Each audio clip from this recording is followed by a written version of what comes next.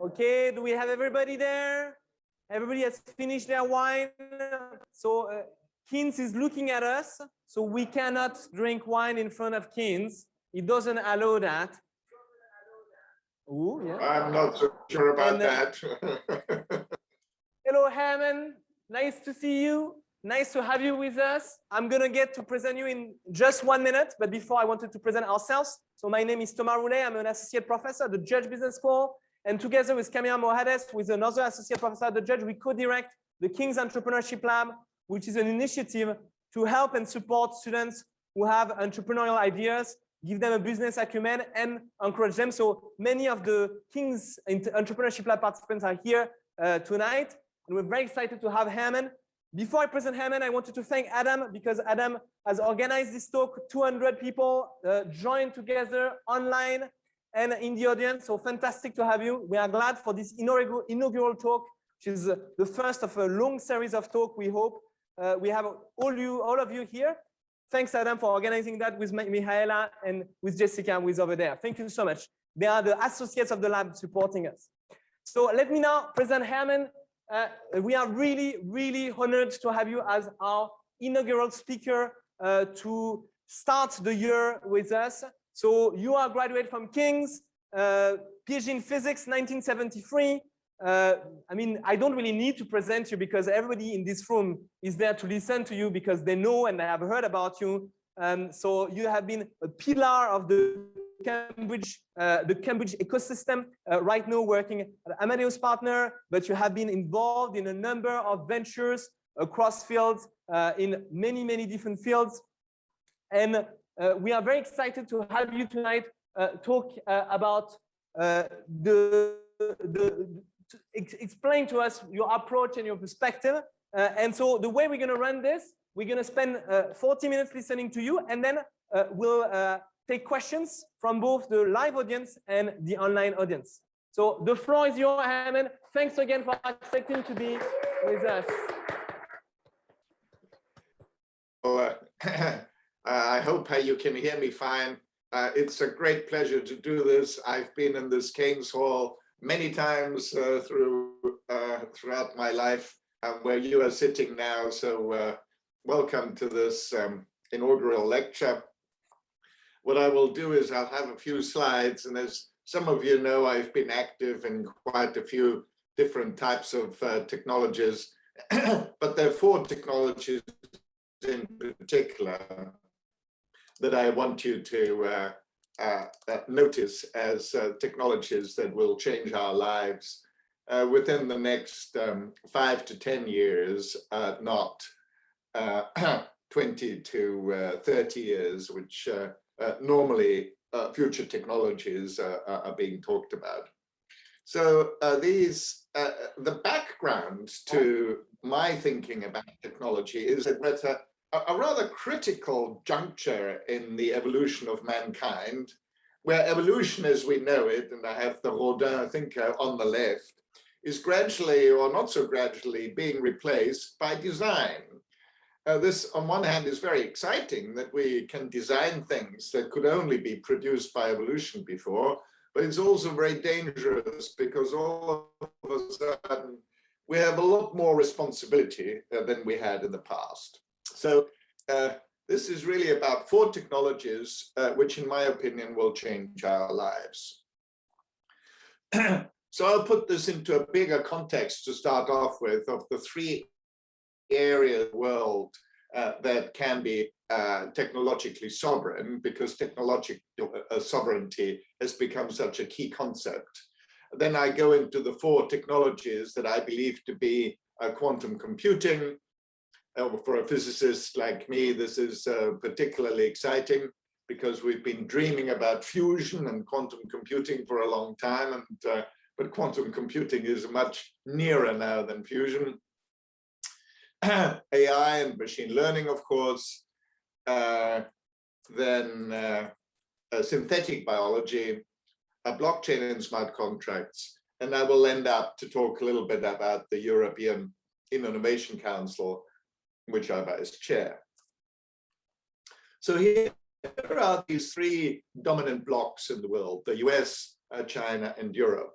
And what we'll have to decide, what you will have to decide and work on, as passionate Europeans, I hope, as I am, is whether we want Europe to look like this, compared with the Google in the United States and the rising China that is growing much faster than any of the other big economies in the world, or whether we want Europe to look like this, which is our NAP laboratory on the technology park. So do we want to be, reveling in our glorious past, or do we want to look towards the future of what comes next? And I'm pretty sure that all of you in the audience are more interested in making sure that we have got an interesting future than just contemplating our glorious past. But here is the wake-up call, and that is, I have 3 slides that characterize the three big areas in the world, and this is the one that characterizes the US best, because it's a list of all of the largest companies by market capitalization. And you see that 8 of the 10 largest companies in the world, and this has become even worse since 2017, are American tech companies. 8 of the 10 are American, and just 2 of the 10 are Chinese, and none of them are European. So this is both a characterization of how well America is doing when it comes to large companies, but also how poorly Europe is doing. Now, this, of course, is the characteristic slide for China. China has had the most explosive growth of its GDP that the world has ever seen. China came from nowhere in the year 2000. Look, in the year 2000, it had revenue, it had a GDP of less than $2 trillion, less than Britain. And now it has actually become the largest economy in the world using PPP terms, purchasing power parity. And this, sadly, is the slide that characterizes Europe. So if you look at the right-hand side of the slide, you've got the GDP measured in purchasing power parity. Now, this is worth a few words of explanation, because many people, and you might have seen these discussions in the press about China overtaking the GDP of the US. Well, what is rarely stated is that since 2016, China has already been the largest economy using purchasing power parity measure, which actually is the only measure that makes any sense. Because for some historic reason, and the reason has to do with the fascination of the dollar, that people believe that the dollar is the one and only measure of anything in the world. Well, this is not so. The reason why purchasing power parity is more important than the dollar, because it's the local currency that depends on how many cars you can produce, how many roads you can build, how many bridges, how many ships, how many airplanes. So, of course, all this is produced locally, and therefore purchasing power parity is the right measure. And by that measure, China is number 1, Europe is number 2, and the US is number 3. And the US doesn't like to be number 3 because they live in this illusion that they're still number 1. So in some sort of strange way, the US has taken over from Britain as the country that is most deluded about its role in the world. Britain since Suez has always been 2 steps behind a reality in terms of the importance that Britain has in the world. And Brexit, very sadly, I'm a passionate European, but I'm also a passionate Anglophile. And it was a terrible event for me. It was like my parents' divorce. And Brexit, in my opinion, is the sort of last hooray of the British hooray Henrys. It's a very sad event for Europe, and it's very bad for Europe, but it's a lot worse for Britain, of course, as we see now. And as we'll come on to technology sovereignty, this is particularly sad because it's so contrary to the taking back control slogan that won the Brexit vote. So this is an explanation of the right-hand side of the slide, which shows that Europe is actually the second largest economic area in the world. But if you then ask people in the world, who is the world's leading economic power, 42% say it is the US, 32% say it's China, and only 9% say it is Europe, just above the 7% that Japan scores at.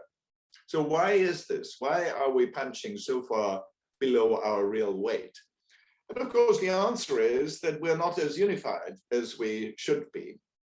However, I'm contemplating of writing a book on technology sovereignty and the importance of Europe in the development of the global tech industry, where I believe that Europe hopefully will actually have maybe the most important role to play, because as China and the US are fighting, and there's a lovely German expression, wenn zwei sich streiten, dann freut sich der Dritte.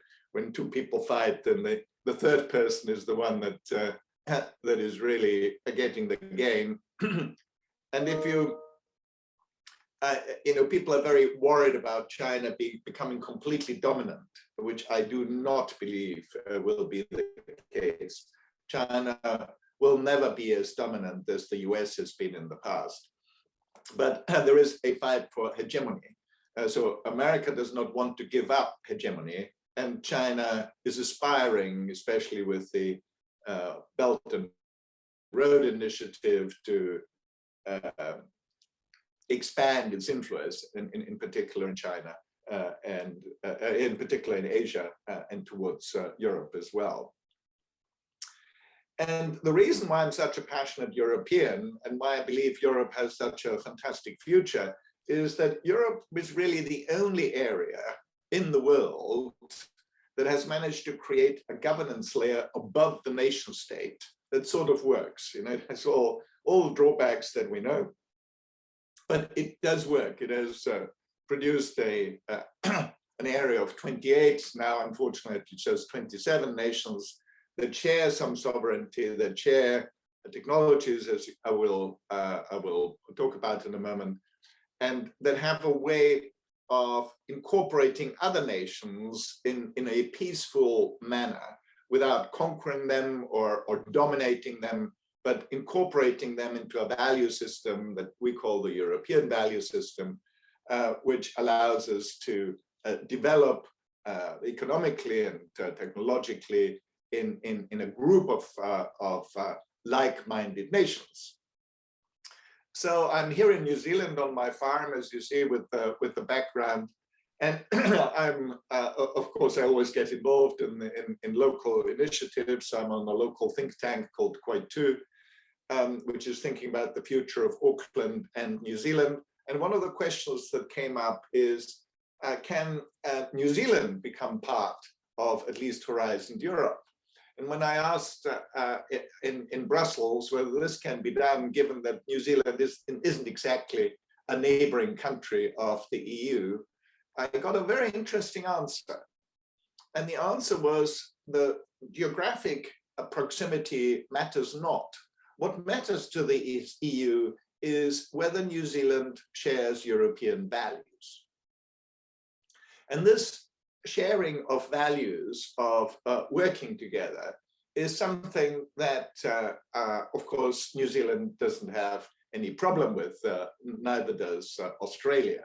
So we're working at the moment to get both New Zealand and Australia to join Horizon Europe, which is our 100 billion technology initiative in Europe that the EIC, the European Innovation Council, is an important part of. So let's go to my next point, which is technology sovereignty. The recent pandemic has been a real wake-up call for Europe. And we found out two things. One, we found that we have become incredibly dependent on Chinese manufacturing. We all of a sudden, we needed masks, and we realized that all our masks are produced in China. And so it is with the PPE, with the protection equipment. The second thing that we found out, which in a way was even more surprising, is that a country, the US, that we deemed to be a very reliable ally, had a president that turned US technology into a weapon and then used the weapon against us. So I was just so dismayed by a Trump turning arm, most successful Cambridge company, of who to sell our products to and who not. In particular, Trump tried to prevent ARM from supporting Huawei. Now, I have no issue with a country using its political sovereignty to prevent the sale of its products to a Chinese company that they are unhappy with, as long as it's decided by the government of this country. So if 10 Downing Street had made that decision, that's the prerogative of a local country. But that somebody in the White House tells a British company what to do and what not to do, I found absolutely outrageous. So I looked into this in greater detail, and if some of you want to read some papers that I've wrote on that, there is a wonderful website called Project Syndicate, where if you just look up my piece on technology sovereignty, you'll find this piece that argues that economic coercion has now taken over from military coercion of the past. So because the world is so intertwined technologically, it is no longer necessary to occupy another country. If you can make another country to do what you want to do without having the soldiers on their territory, it's a much nicer way of doing it, because people don't complain about it. So the Gedanken experiment that I made in my article is if Henry Black III, who is the vice admiral that runs the American Sixth Fleet, turned up with this aircraft carrier in the Thames estuary, and then strutted into 10 Downing Street to tell Boris Johnson what to do, there would be an outrage in the UK. You know, people would say, how dare they use their military might to coerce Britain to do whatever the Americans wanted to do. Now, when Mike Pompeo strutted into 10 Downing Street and told Boris what to do, there was no outrage, because economic coercion, and Pompeo could point out that 90% of the chip software, design software, is provided by two American companies, Synopsys and Cadence, and America can refuse the use of that software to anybody who doesn't do what America wants them to do. And the payment system in London depends entirely on American technology. So if the financial system in London doesn't want to stop working, then they have got to use American technology. So this coercive capability that America has built up in the background that we never worried about, because we always assumed that America would be a reliable partner, and we can always rely on America to finally do the right thing after you've tried everything else, as Churchill used to say. This is no longer the case. You know, we've seen with Trump's presidency that some American presidents are willing to confront Europe in a way that Europe never expected.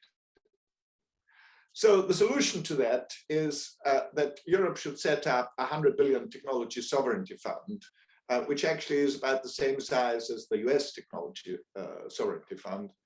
And I'm pleased to say that at least in the semiconductors, this is happening. We now have a European initiative to the tune of actually 145 billion euros to bring semiconductor capability back to Europe.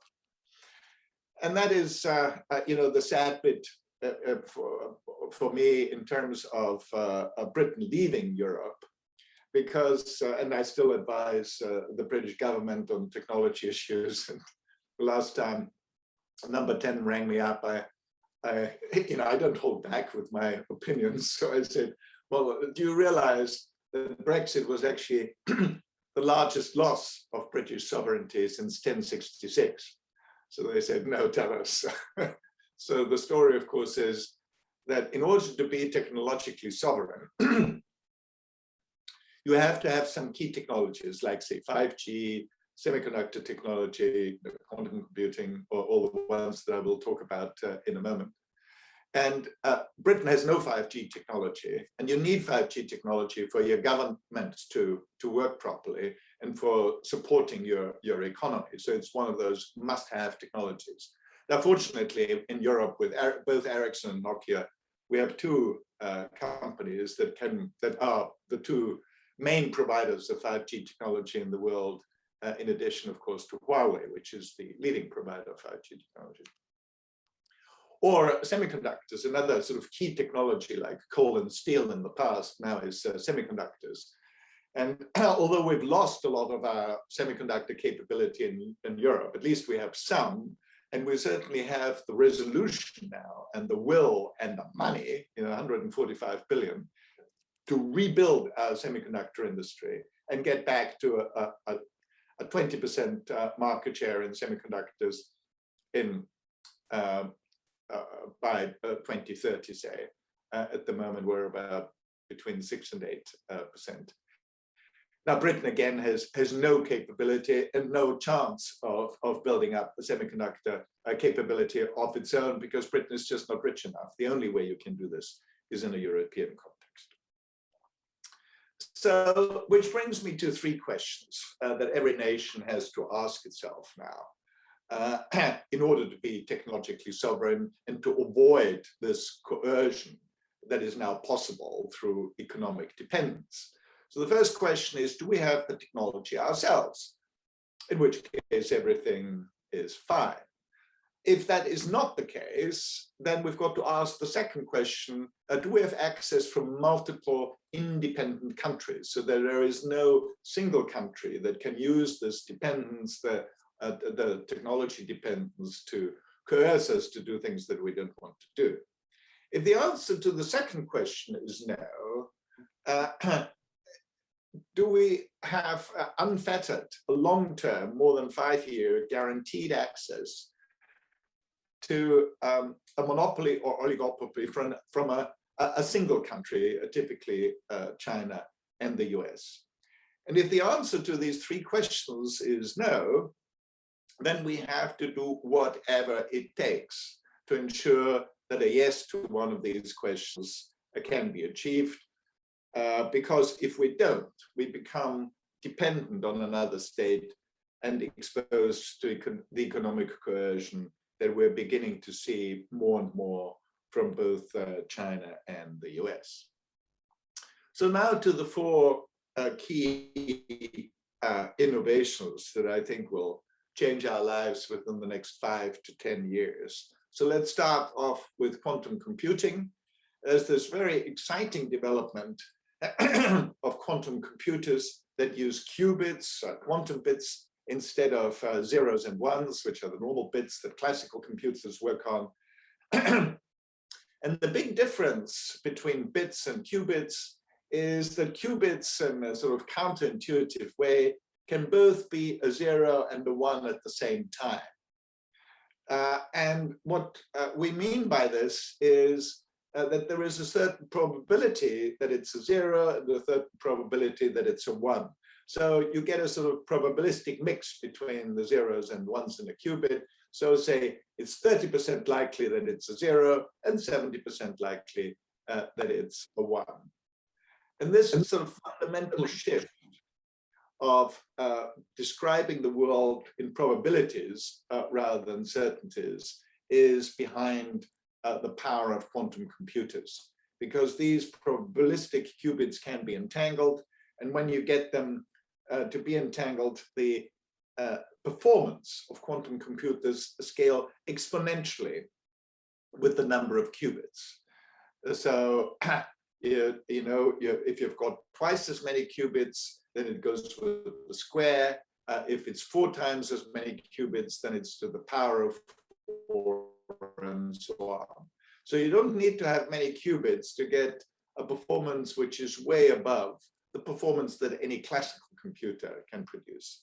This has serious repercussions for cybersecurity because it's possible to crack the main encryption codes that we use at the moment, which is the RSA 2048-bit encryption, which means that any encrypted message at the moment, people will be able to read in 5 to 10 years' time because you can decrypt them. It's very important for financial modeling, in particular portfolio theory. Probably the most exciting bit is molecular modeling. So we might be able to model the way drug molecules dock with particular receptors. So we might long-term, there's even a vision of doing drug trials in silicon rather than in people, which speed up drug development, of course, spectacularly. We do have a lead in quantum computing on the research side in Europe, and Britain is actually doing particularly well, but both the US and China are outspending us at a spectacular rate. And this will lead to the design of not just quantum computers, but whole quantum systems, including sensors and also transmission of quantum information. All of you are familiar with the phenomenal expansion of AI techniques, the famous Go example that we now have a machine that can play Go better than any human. We have the EU and the US and China again vying for leads. Fortunately, we have a company called GraphCore that we've actually invested in, which has the fastest AI processor in the world. It's a Bristol-based company. But a lot of the results that you get with machine learning depends on very large data sets. And the data, of course, is in the hand of the GAFA company, Google, Apple, Facebook, and Amazon. And our opinion here is that people ought to should own their own data. They shouldn't be owned by Google or by Facebook or anybody else, any single company, but by people. And we ought to give access to our data if we want to get the benefits that we get from sharing information. Now, Europe has been in the lead with putting in regulations on that. So GDPR is a European regulatory environment for privacy of data, which is now getting a lot of support all over the world, including California, I'm pleased to say. And the question on whether we ought to allow access to data or not should be legitimized by what we're using this access for. For example, if you think about health data, of course, this can be very, very useful to improve the health of people by understanding the reasons for why certain illnesses appear. In my opinion, there is only one way of dealing with these large American monopolies, and this is to break up these companies. I think we need to break up Google, Facebook, Amazon, and also Apple into smaller companies so that they can't cross-sell, as Apple is doing on their App Store. You probably followed the controversy about that because they have a monopoly on the App Store. They can force people into unrealistic commercial relationships. Facebook, of course, is cross-selling WhatsApp and Instagram and Facebook itself. And Amazon has become so dominant in selling things in the world that they cross-sell a lot, as does Google. And in many ways, the secret of the real power of machine learning and AI is that for the first time, we have a tool that can deal with very complex systems.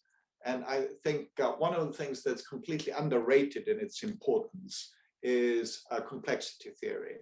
I think complexity theory shows up these relationships between different parts of the complex system, and AI can help a lot to understand that better.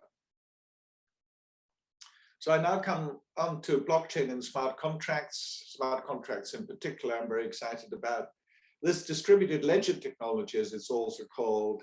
Has got a terrible name because of Bitcoin being so volatile, because of the many fraudulent ICOs, initial coin offerings, that have tainted the technology.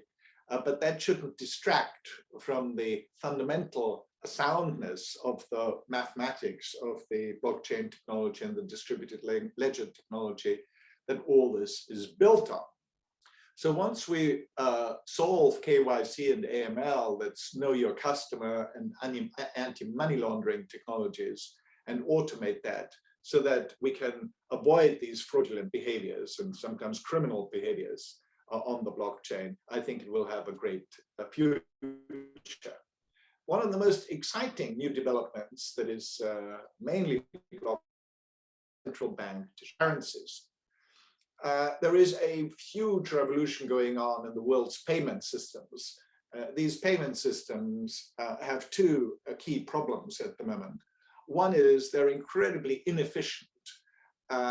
This is particularly bad for poor people that don't have bank accounts in poor nations. So the worst example is always the Indian or Pakistani laborer in the Arab Emirates who's trying to send $100 back or $1,000 back to their families in Pakistan, and they pay up to 6%. They pay on average 6% to do a money transfer from Arab countries to back to Pakistan, which is absolutely outrageous. It's that our banking system is really failing these people. There are lots of private initiatives, including one from Facebook called Libra and now Diem. But actually, to my opinion, the most exciting development are central bank digital currencies. So an e-pound or an e-yuan, and again, China is ahead of the curve. China has already rolled out these e-yuans, these e-renminbis in 4 major cities in China: Beijing, Shanghai, Shenzhen, and Guangdong. And they will take a lot of the friction out of the financial system that is incredibly inefficient at the moment.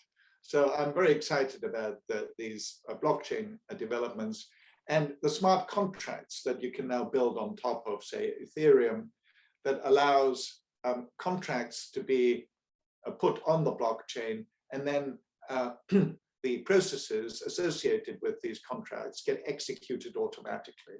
So it's really automating business processes. So that's why I'm so excited about this development. I left out synthetic biology, which is the 4th, which long-term eventually might be the most important because it concerns our own health. I've just become chairman of a wonderful Cambridge company called BitBio that can produce fully matured cells from iPS cells. These are the induced pluripotent cells that we can now produce in biology. So we can produce any of the many cell types in the body very fast, within a week or 2 weeks, at very high purity, and large numbers with a breakthrough technology called Optiox by another Austrian called Mark Kotter. And I'm delighted that we'll make an announcement, I think this week or next, about investments in the company and new board members. There are also developments in gene synthesis, which is taking over from gene sequencing as the most important technology, because for the first time we'll be able to produce the basic building blocks of biology ourselves. And there's another Cambridge company called Evonetics that is one of the leading companies to produce genes, very large DNA strands, 5 to 10,000 or 20,000 base pairs at the time. This would bring about a revolution in chemistry, because we can do many things by fermentation rather than in these very environmentally unfriendly chemical processes. But it also needs a very level-headed regulatory environment, like the Embryonic Research Council that we have in the UK, because of course we can produce new life forms using this technology. So this brings me to the European Innovation Council. I chaired the advisory board there, and now I'm vice chair of the European Innovation Council. And it's a 10 billion euro deep technology funds. Will spend the 10 billion over the next $500 million a year. And it's in response to the fact that the US has 5 times as much venture capital as the EU, although we're now growing quite fast. And China has even more government money for deep tech. It splits into a 4 billion euro Pathfinder section, which is grants. We're the only venture capital fund in the world, but can also do grants. And 6 billion of accelerator equity, which is the first time ever that the EU in equity or blended finance. The rules that we set up for the European Innovation Council is that we want to work with the market and crowd in the market. So the rule that I insisted on is that we're only allowed to invest in these companies as long as at least 50% of the equity comes from the market. So this ensures that we're crowding in the market into these deep tech companies in Europe. Of course, we've got a very close relationship with our sister organization, the European Research Council, which is about 20 billion euros and the largest part of Horizon Europe. And I'm very excited about this. This has started off very well. In our first year that has just finished, we've made over 160 investments, and we're off to an excellent start here. So in conclusion, I put to you that technology sovereignty has become one of those iconic issues for this decade. There are 4 technologies, at least, that we have to have in Europe in order to be technologically sovereign and independent from the US and China. And I'm supporting the role of 100 billion, an additional 100 billion euro technology sovereignty fund. And of course, I'm keen and in the process of spending the 10 billion that we got with the EIC. And the role of government going forward will be more and more important in terms of the regulations that we produce to deal with these 4 really incredibly powerful technologies to become a catalyst for good and deal with problems like climate change with these technologies. I'll stop here and I'll be very happy to take questions from you. Hermann, can you hear us well now? Yes, I can hear you fine. Okay, perfect. So we'll be taking questions from both online and in-person audience. For the in-person audience, we have these amazing catch boxes. Is there anyone who wants to ask Hermann a question from here or from upstairs? Okay, so we'll start with the online. Sorry? All right. Yeah. Oh, you can. Okay, good. Oh, this is fun. Thank you very much. We really appreciate your taking the time. I'm curious about the what you call the GAFA companies, because it sounds like you're advocating breaking them up. You sort of implied, with Facebook, for example, Instagram, WhatsApp, Facebook could be separated. Is that how you have in mind breaking up all four of them, is into their constituent separate business parts? Or do you think in some instances we need to go further? I'd love to hear more thoughts about how you would like to break up those companies. Well, I'm not an expert on how you break up very large American monopolies, but I'm very pleased to see that the new person who is in charge of competition law of the FTC in the US has got her bit between the teeth. In particular, she's looking at the Facebook issue. The issue is always, and I'm afraid I don't have an answer to your question, but I can articulate the problem. And the problem is, if companies become so dominant, like the GAFA companies, then it stifles innovation. Because the best example probably is the App Store at Apple, where people like the big games companies all of a sudden have to pay 30% to Apple to get their games to their audience, because they can use their App Store as a sort of a toll gate towards the iPhone. So it's really the unnatural way of forcing other players in the economy to fit in with their way of doing business, and having, it's basically about rent seeking. There is this concept of rent seeking in economy, which actually started with Ricardo, who the original concept, of course, comes from landowners. That landowners owned the land, and of course people had to live somewhere and had to be somewhere, and therefore they could collect rent. It then extended to having capital, that those people at capital could collect rent because they could keep other people out. It's always the unfair way of keeping other people away from your patch. And if your patch is large enough, then you can start collecting rent, which all these big companies are doing. Okay, so we'll now take two questions from online audience.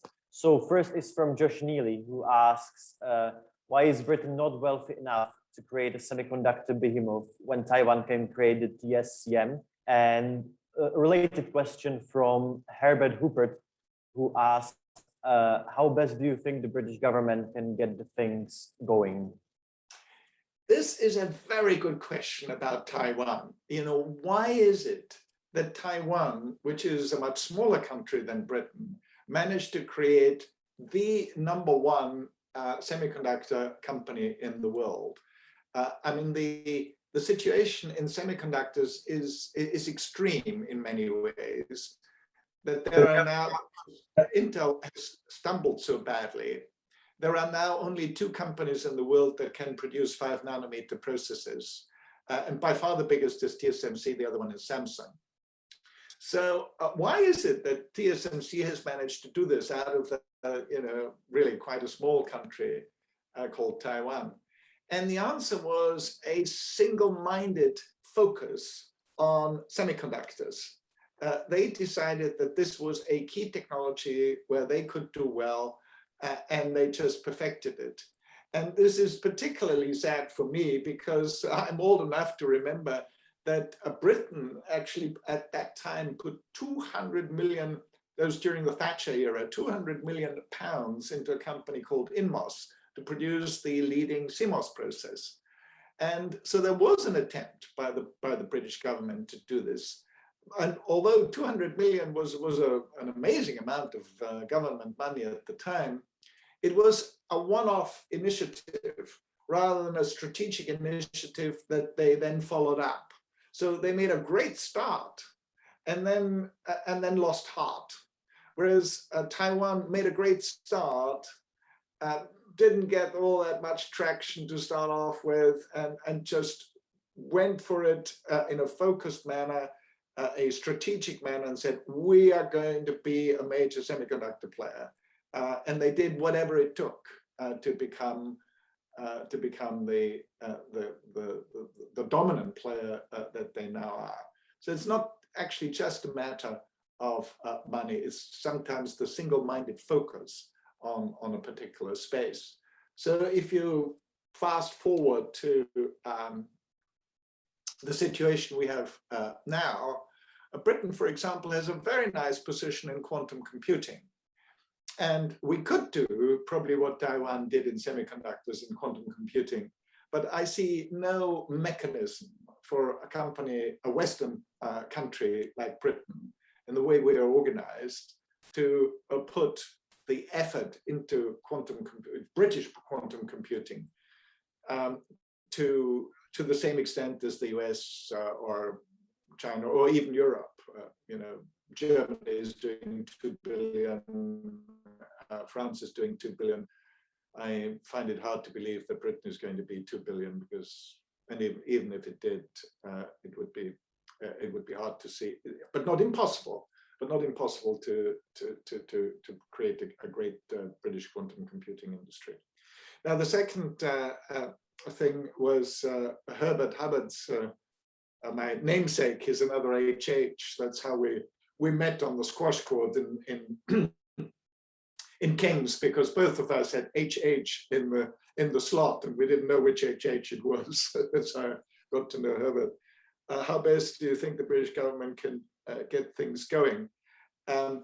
Well, there's a lot of toxicity around Brexit at the moment because it's been such a, an unpleasant period of history with Britain trying to move away from Europe. And the answer is Britain has got to get closer to Europe again, because unless Britain wants to join China, there are only 3 areas that can be technologically sovereign, just because of size reasons. So it could either gang up with China, which I think is extremely unlikely.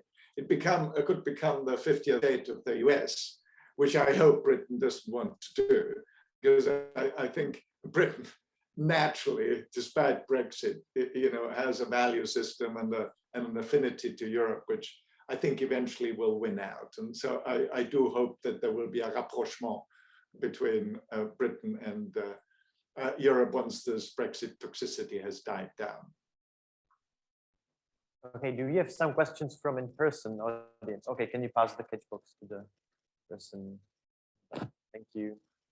I love the mic that you can throw around. I think that's a really neat innovation. Yes, please. Hiya. So just to ask, why do you personally and economically care so much about the EU? If we've got China and the US already as big competitors, and competition leads to a better market for the consumers, why is there so much interest in the third player? And why do you think that Europe will make such a difference when there are already 2 big players at hand? A very good question. And the answer is that I tried to give in some detail is really the attitude to the third countries, that both the US and China are trying to be hegemons. So in this new Cold War, unfortunately, they're trying to divide the world into the world that sides with the US, the world that sides with China. And the big opportunity that I see is for Europe to be the honest go-between that says you don't have to choose to be part of the US or part of China. By being part of the European group of nations, you don't become part of a hegemon. You become part of a democratic environment where each of the nations can retain its sovereignty and its different national characteristics, rather than just signing up to one of the dominant countries.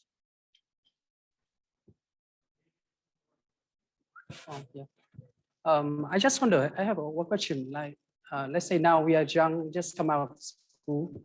So I just wonder, like, if you have a chance, like simulation, and look at 10 years later, which kind of industry should we enter? Which kind of technology should we invest in?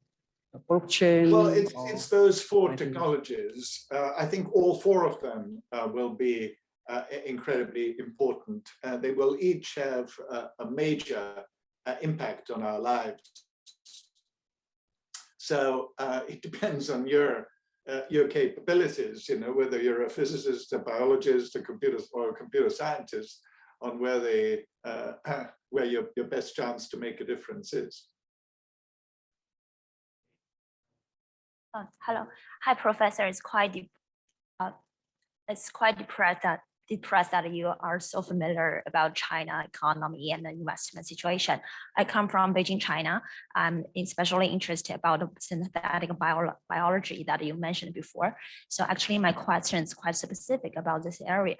Actually, the investment in synthetic biology in China is very popular now, whether by market funds or sovereign funds, but most of it focused on using synthetic biology as a methodology, and it remains in the laboratory stage. So I just want to know, when you are trying to invest in synthetic biology company funded by a professor in a university, how do you keep it from getting stuck in the R&D phase and not being able to produce the actual product scale it up in the industry? And my second question is that, how do you have any specific preference for the application field about synthetic biology, like industrial plastic or sustainable material, or what about the plastic surgery industry or the skincare industry? So I wanted to know your suggestion. Yes, well, it's lots of questions in one. Well, the first one is the technology transfer question. This is something that I've been passionate about for 30 years. This is not an easy question to answer, because these breakthrough technologies, getting these breakthrough technologies out of the labs into industry is a vexing problem, because a great academic breakthrough has an associated great company with it, because some technologies lend themselves to be made into companies and some don't. I distinguish between evolutionary breakthroughs and revolutionary breakthroughs. If you have an evolutionary breakthrough, you can transfer these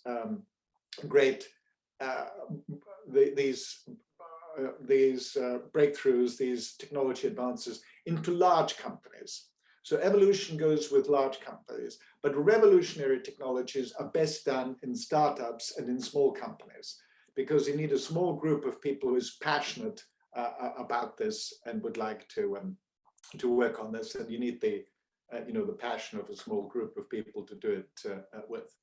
Now, when it comes to which of the synthetic biology sectors will be the winning ones, I don't know. The important ones are exactly the ones that you have outlined.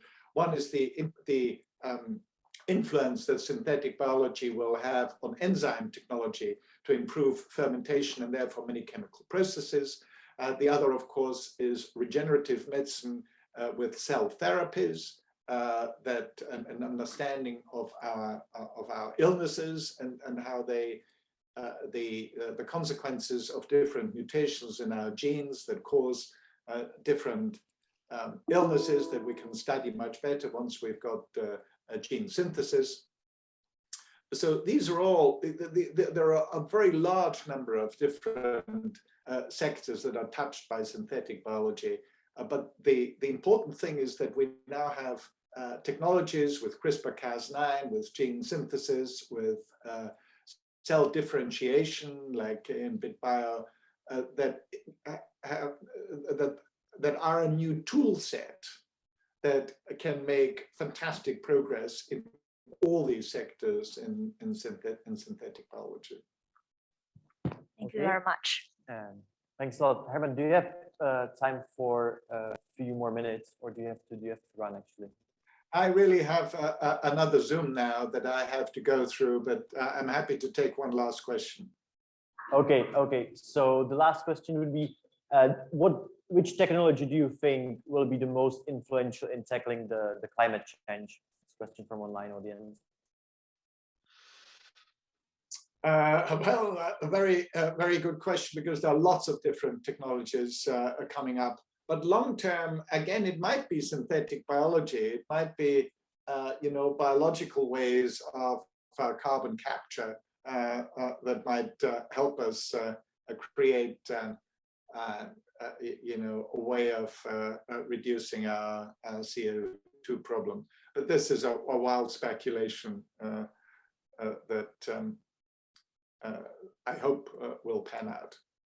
Well, it's been a great pleasure talking to all of you. I wished I could be there in person, but it's wonderful that Zoom allows us to do this across the world. So I wish you all great success with your respective startups, and I hope to be back in Europe probably next year, and I hope to be able to meet some of you in person. All the best.